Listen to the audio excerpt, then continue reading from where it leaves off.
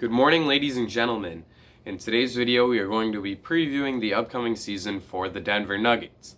However, before I get too far into it, I would like to remind you all to leave a like and subscribe. I've been appreciating all the support that I've been receiving lately, and I hope to see that continue.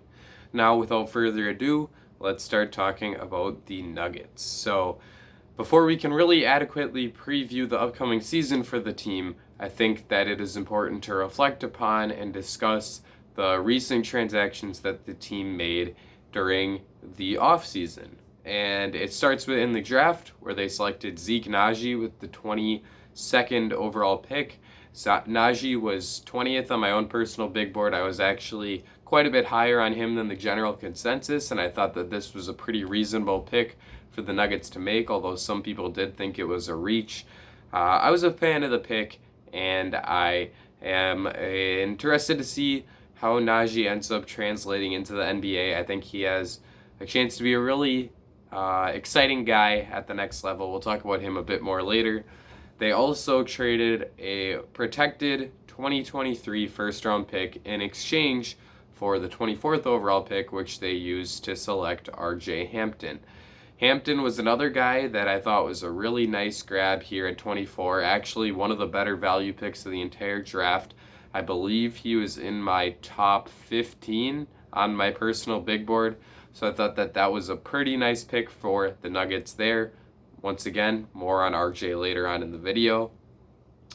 They also signed Marcus Howard to a two-way contract. I had Howard ranked in my top 40, and I really thought that he was a guy that some team should have taken a chance on in the second round. Nobody did, and I think that it was a really nice move for the Nuggets to snatch him up and really prioritize getting him on a two-way.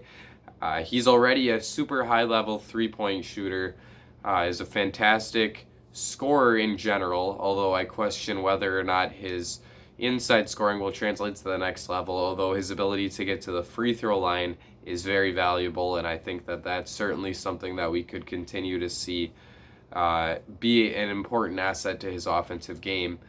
But he needs to improve as a playmaker and defender. If he can do those two things with his already magnificent shooting ability, I think he has a chance to be a solid backup point guard for a team somewhere along the line. And I give the Nuggets a lot of credit for giving him an opportunity here on this two-way contract. Moving on, in actual free agency, they signed I just looked up how to say this guy's name too. I think it's Facundo Campazzo, if I'm not mistaken. Correct me if I'm wrong, but we'll go with Campazzo. He signed to a 2-year, $7.4 million deal. I didn't know too much about this guy going in, and I still don't know the most about him, but it seems like he has a chance to be a solid option for this team moving forward. I'm not sure that they needed another point guard on this roster, considering they already have Jamal Murray and Monte Morris, but if they view Campazzo as someone that can really be a valuable playoff rotation guy who can play maybe alongside Murray and Morris in different lineups, then I certainly understand the move, and I think that he definitely could be a contributor for this team in the rotation for this upcoming year. They signed JaMychal Green to a 2-year, $15 million deal. I think that this was right around where Green's value actually was, and it was a nice signing for them to kind of recoup some of the value they lost when Jeremy Grant fled for Detroit. Overall, I am not a very big Jeremy Grant fan. I probably could be regarded as a Jeremy Grant hater because his on-off impact with the Nuggets last season was actually very, very negative. They were significantly better with him off the court than they were with him on the court. I think his defensive stuff got overhyped a little bit. I don't necessarily think that he was the best big wing defender on this team even. I would have preferred them put Gary Harris on someone like Kawhi Leonard, and they actually did do that quite a bit in the Clippers series last year. So I don't think that that was too big of a loss. They will miss his ability as a floor spacer, but with Will Barton coming back from his injury, he's going to have a really nice chance to replicate a lot of what Jeremy Grant did. He's not the same defensive player as Grant, but I think that everything else pretty much he does at a higher level. So I don't think that that's as big of a loss as some people are making it out to be.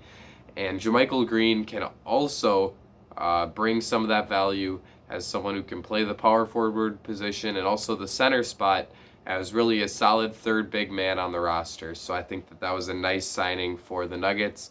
They kept Paul Millsap around on a 1-year, $10 million deal. I liked this. I think that Millsap is probably worth a little bit more than $10 million for this upcoming season, so I think that this is a pretty decent contract for the Nuggets.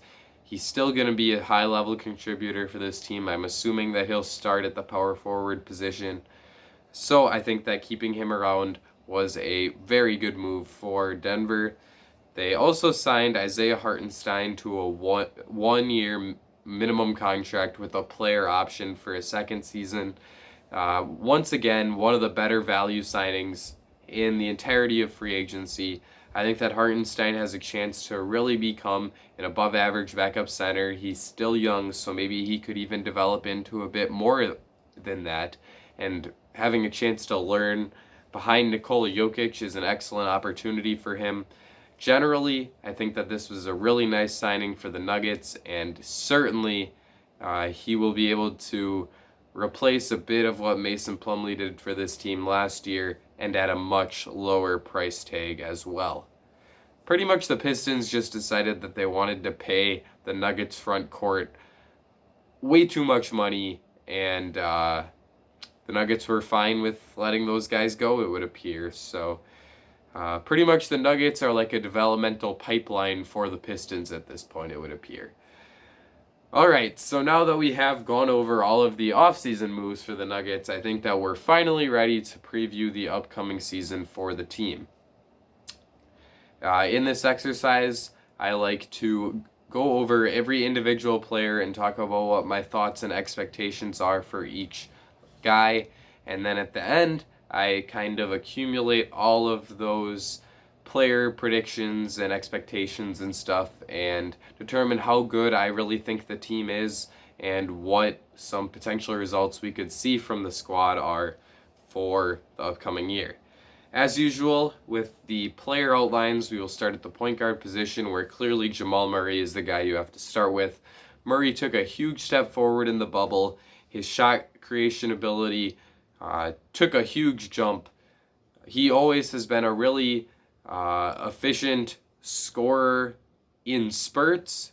He's usually been a fairly inconsistent guy. He's had games where he's been terrific, and then he's also had games where he's really struggled. I think that the primary example that would stand out to me would be Game 7 against the Trailblazers in the 2019 playoffs, where I think he shot something like 4 for 14, and it really cost the Nuggets and perhaps was the reason why they weren't able to advance to the Western Conference Finals a couple seasons ago.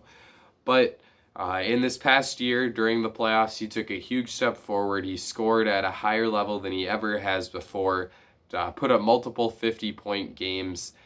His playmaking took a step forward as his assist and playmaking numbers took a huge leap. I think he had a 30-plus assist percentage, which is better than he's ever posted during any regular season in his career. Like I said before, he's been an efficient scorer in spurts, but the consistency was much better during those playoffs. He shot it 50, 45, 89 for the 3 series that he played in, so 19 games total, and was generally a very high-level scorer. We've seen him struggle to finish at the rim in the past, and he was much more creative in the bubble and was able to do a much better job of getting those close-range shots to fall. He also shot the ball better from 3 than he ever has before. And for all those reasons, as well as his defense taking a step forward and being right around average instead of him being a liability on that end, I think that Jamal Murray is one of the 2 or 3 best candidates for most improved player for this year. And I'm really excited to see if he can make his first All-Star team. The backup point guard for this squad is Monte Morris. He of a recent extension. I think 9 years, $27 million was the deal he signed with the Nuggets. 3 years, 27 million. I think I said 9 years. Obviously, that's not it. I've done that multiple times in this series where I say the annual dollar amount instead of the year amount, so I apologize. And maybe I didn't even say it wrong and I just look like a fool now. But Monte Morris was extended to a 3-year, $27 million contract. Uh, I think it's a pretty solid bargain deal for a guy who's a high-level backup point guard, is one of the smarter playmakers in the entire NBA, is consistently among the leaders in the league in assist to turnover ratio, does an excellent job of valuing the basketball and taking care of it while also being a pretty high level passer. He's a nice lob thrower, and he established great chemistry with Mason Plumlee in the pick and roll in the past couple seasons.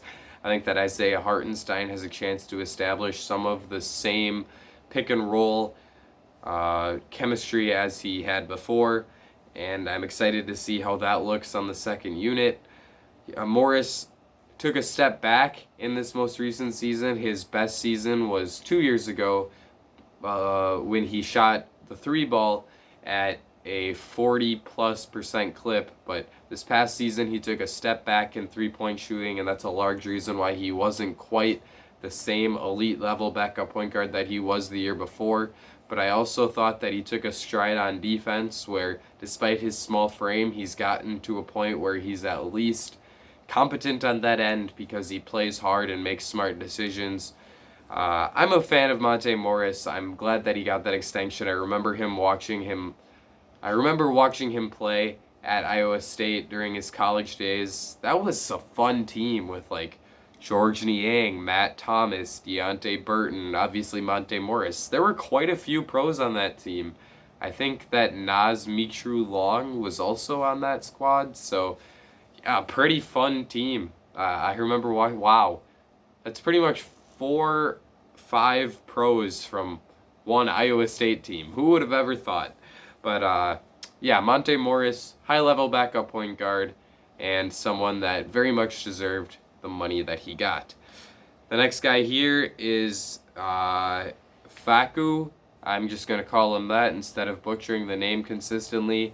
From what I've seen from him, I did watch a couple highlight tapes, so clearly I'm not the most qualified to talk about this guy, but he seems to be a very crafty playmaker, does a great job of creating plays in very interesting ways, is not afraid to go to a behind the back or between the legs pass, very creative in that fashion. He also seems to be a pretty solid ball handler and someone that's good in the pick and roll as a playmaker. He also seems to finish at the rim at a decent level, which is good to see for a 5'11" guy, and I think he has a decent jumper. The questions come more on the defensive end of the floor, where he's very, very small, and I'm not sure that he's going to be able to be an impactful defensive player. However, I can definitely see why the Nuggets wanted to take a chance at this guy, and he certainly adds some solid rotation depth to their backcourt. Now that we've touched on all 3 point guards, I think we can move on to the wing position, where we'll start with Michael Porter Jr.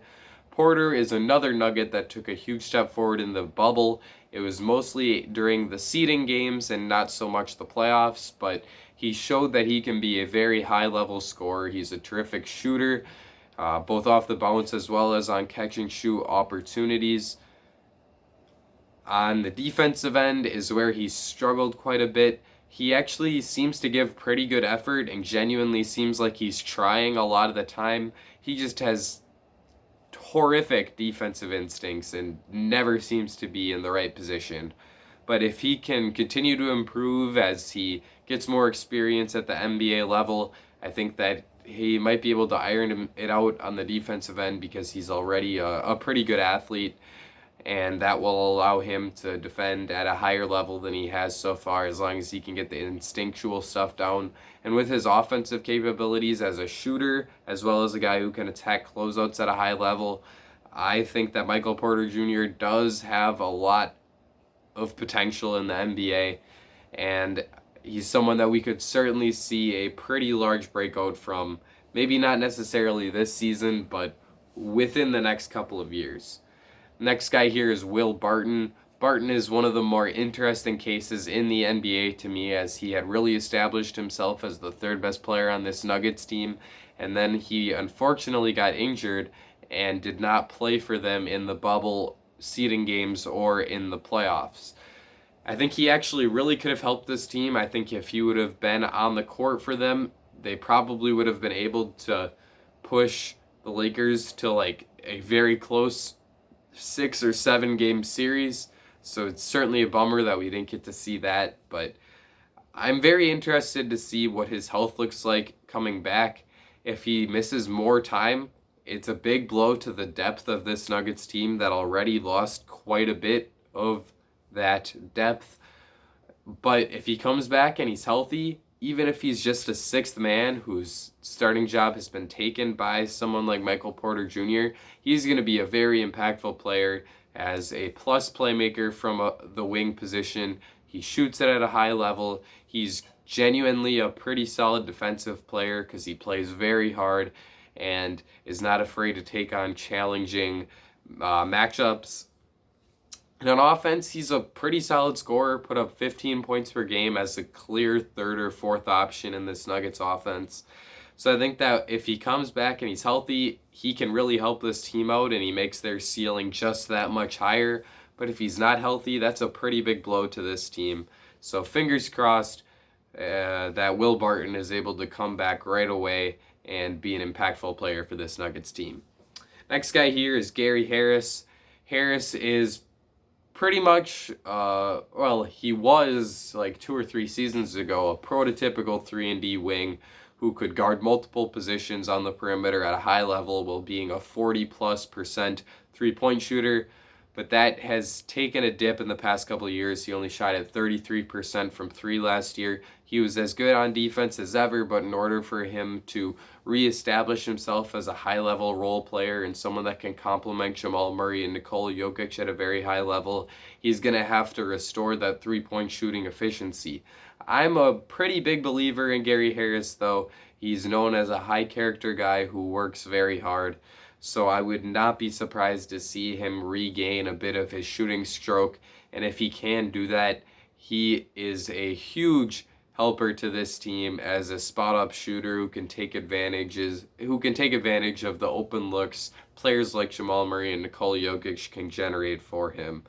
And he also takes on a lot of those challenging matchups against the better wings or guards on the opposing team and allows Jamal Murray to guard the less challenging of the opposing team's backcourt members. Pretty much the Klay Thompson to Jamal Murray's Steph Curry, if you're picking up what I'm putting down there. But Gary Harris will have a big impact on this team. I think between him and Will Barton, one of them at least needs to come out and have a good season for this team in order for them to replicate their success of last year as a Western Conference finalist. Next guy here is PJ Dozier, who I am generally, I think, a lot higher on than the rest of the NBA. I enjoyed watching him play in the bubble. I think that he is going to be a really solid slasher, and he seems to be a really good playmaker from the wing position. He posted an obscenely high assist percentage last year for a guy who's really a tertiary or quaternary option on the offensive end of the floor. And I think he's also pretty good defensively. He can take on a lot of challenging matchups despite his skinny frame guard, although who am I to be talking about skinny frames? But getting back to PJ Dozier, he's not afraid to take on those challenging matchups, and he generally does a pretty nice job of defending some of the better wing players in the entirety of the NBA. On the offensive end, he does need to improve his jump shot, but if that can come along, I genuinely think that PJ Dozier has a chance to be a starter level player in the NBA, and he's someone that I am pretty excited for moving forward. I hope that he can establish himself as a true role player and a rotational guy in Mike Malone's rotation, because I think he has a chance to be a pretty good player moving forward. Next guy here is RJ Hampton. Hampton was a player that I thought really dropped in the draft from where he should have gone, so I think that it was a great value pick by the Nuggets, grabbing him at 24. Them giving up a future first in order to get him was a pretty savvy move in my opinion, because who knows how good that first round pick is going to be. Chances are probably not great, and I think that RJ Hampton is one of the bigger boom or bust players in this entire draft, and they've had pretty good success with those type of players in recent years, taking chances on guys like Michael Porter Jr. and Bol Bol, who are both players that look like they're at least going to be rotation guys, and in Porter's case, probably quite a bit more than that at the NBA level.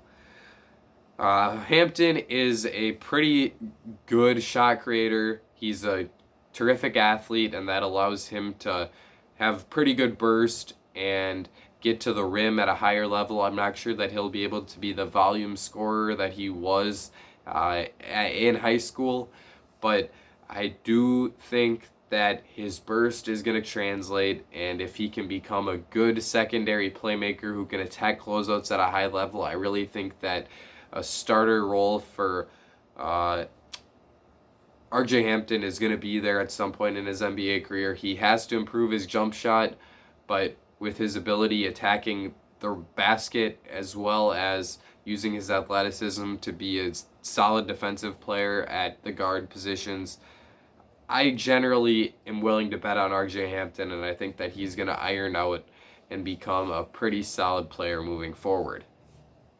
Last guy here is Vlatko Čančar. I believe I'm pronouncing that correctly, but why do the Nuggets have to have so many foreign players? Like, I really struggle with these names. Campasso, Čančar. I mean, Nikola Jokic, everybody knows his name, so that's not particularly hard. But getting back to Vlatko, I don't know. I don't have too much to say about this guy here. From what I've seen, he's a pretty mediocre shooter, but he has some pop off the bounce attacking closeouts. He seems to be a decent passer, and he has some skills defensively, but I just don't know if he's going to put it all together, and it wouldn't surprise me if he's back overseas within a couple of years. Now that we've covered all the point guards and wings, we're ready to move on to the bigs with the Denver Nuggets. What big man are you going to start with? Isaiah Hartenstein, obviously. Just kidding. We'll start with Nikola Jokic. Jokic is one of the best players in the NBA. On my personal list, I think I have him 6th above players like Anthony Davis and James Harden. I'm that big of a believer in Nikola Jokic. He's terrific offensively. He can score at a high level. If the three-point shooting he showed in the bubble is accurate reflection of how good of a shooter he is, watch out, because if he's shooting it at 42% from range, it puts him on a whole nother level as an offensive player. He's already a terrific playmaker. He's great out of short rolls. He's one of the best pick-and-roll players in the entire NBA.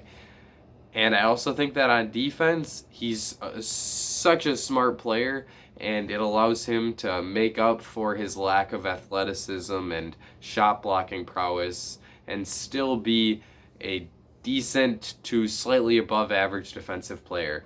That's why I'm not afraid to put him much higher on my personal board of top players in the NBA than most, and I generally think that Nikola Jokic could be the best player on a championship team. It remains to be seen if the core around him in Denver is good enough to do that this year, but I'm very excited to see what the entirety of Nikola Jokic's career looks like. I think that he's going to end up being one of the all-time greats. Paul Millsap is the next guy here. I'm a pretty big Paul Millsap fan. I don't understand how he didn't have a bigger market than he did. It was rumored that every single NBA team was interested in bringing in Paul Millsap. Well, then why the heck did the Nuggets get him for $10 million? I think that he is a much more valuable player than that. He averaged 23 points and 11 rebounds per 36 minutes last season. Or was it 100 possessions? Either way, those are very good production numbers. Shot at 43% from three-point land, which is extremely impressive. Did that on 2.4 attempts per game as well. So it's not like it was on limited volume. On the defensive end, he seems to have lost a little bit of his former plus defensive ability, but he still is a very smart player.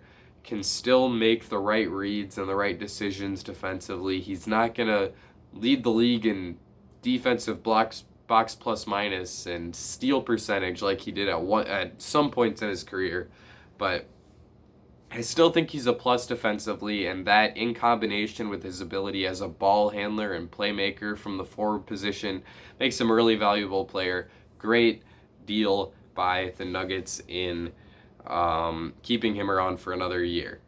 JaMychal Green is the next guy here. Green is a smart defender who can play both big man positions, is a pretty good rebounder, and that allows him to actually play center despite being a bit undersized for the position at 6'8".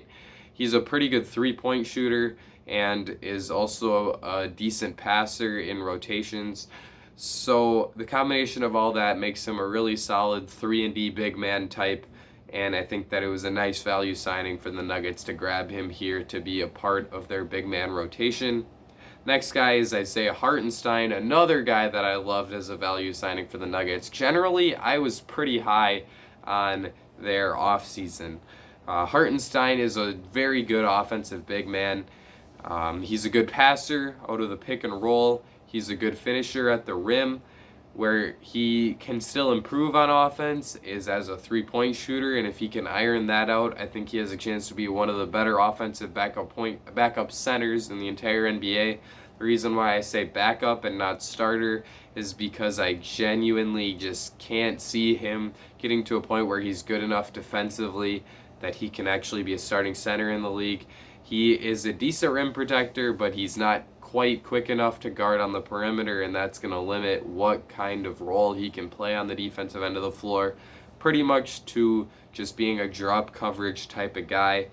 But overall, I think that this was a nice flyer to take if you're the Nuggets. He's still very young. He still has a chance to develop his game further, and I'm genuinely pretty excited to see what this team can do with Isaiah Hartenstein. Bol Bol is the next guy. I've held off on talking about him long enough. We'll get to the fan favorite after long last. Bol is a player without a position. I think that he's probably more of a 3 or a 4, and it seems like the Nuggets agree with me on that, than a 5, just because I don't think that he can guard in the post, and if he does, then it really risks injury. But if you have him playing on the perimeter, it uses his greatest offensive ability as a ridiculously tall floor spacer to the highest of its ability, really can optimize his ability to shoot the 3 ball. I think that he's also got a chance to be a decent perimeter defender due to his insane amount of length. He can just gobble guys right up on that end of the floor. He's also going to be a really good shot blocker from the wing position if that's actually where he ends up playing. I still am intrigued to see what Bol Bol looks like, but I don't think that we've seen enough of him to say a few of the things like future All-Star that I've heard some people around the NBA as fans saying about Bol Bol. Last guy here is Zeke Nnaji. Like I said, he was one of my favorite players in the draft. I thought that it was absolutely fine pick for the Nuggets to take him here at 22. He was 20th on my big board, so clearly I thought that this was a pretty good pick. Nnaji is a good finisher at the rim at this point, and on the offensive end, I think that he's also going to develop an ability to be a floor spacing big man at some point in his career. He already has pretty good touch from the mid-range, and I think that he's going to extend that to the three-point line at some point, which is a very valuable skill to have from a big man. And I also think that he's going to be a pretty good perimeter defender because of his athleticism. He also has a great motor on the defensive end, which allows for him to block a few more shots than you would actually expect him to. Overall, I'm a big Zeke Nnaji fan, mostly because of the motor stuff and his ability to finish on the offensive end. I really see quite a bit of Montrezl Harrell in this guy, and I think that he has a chance to be a very high pick-and-roll player in the NBA. I really am willing to bet on him figuring it out and becoming at least a role player and perhaps maybe a bottom-end starter at some point in his career. So I really like this pick for the Nuggets. Overall, with their moves in the offseason, I don't necessarily think they got better, signing guys like JaMychal Green and Isaiah Hartenstein and Facu aren't necessarily going to increase your ceiling. But I do think that they were able to retain a lot of their depth, and that keeps the floor of them being a top 4 seed in the Western Conference right around. I think that if we see Jamal Murray and Michael Porter Jr. take big jumps like a lot of people expect them to, the Denver Nuggets could be the scariest threat to the Lakers in the Western Conference, and I actually think that they could have a pretty good shot at beating the Lakers if those two guys take the steps that a lot of people seem to think that they will. However, I'm not that high on Michael Porter Jr. yet. I think it's going to take a little bit more time before he can really figure out how to be a consistent third option on a really good NBA team. So I think that this team's optimal championship window starts a couple years from now instead of in this actual season. But I still think that they're going to be really good this year, and if we continue to see development from the young guys, perhaps they really can be a title contender. If I were forced to make a prediction for this team in the regular season, I would say that in a typical 82 game season, they would probably win somewhere between 50 and 55 games. So in this year's shortened season, if I were a betting man and I were making a prediction about the Nuggets win-loss record for the upcoming year, I'd probably say they'll win somewhere between 43 and 46 games. Let me know what you think. Do you view Jamal Murray as a contender for the most improved player? Do you view Nikola Jokic as a contender for MVP? Do you think that Michael Porter Jr. is going to take the jump? Do you have any inside information about Will Barton's health? Because I think that that is a sneaky important thing for this team in this upcoming season. Let me know in the comments. I love hearing from you guys. Leave a like and subscribe if you enjoyed. As usual, as a YouTuber, I'm obligated to remind you to do that, clearly. Yeah, I think I've covered everything that I wanted to cover, so that's going to be it for me. Ladies and gentlemen, I will see you all again very soon.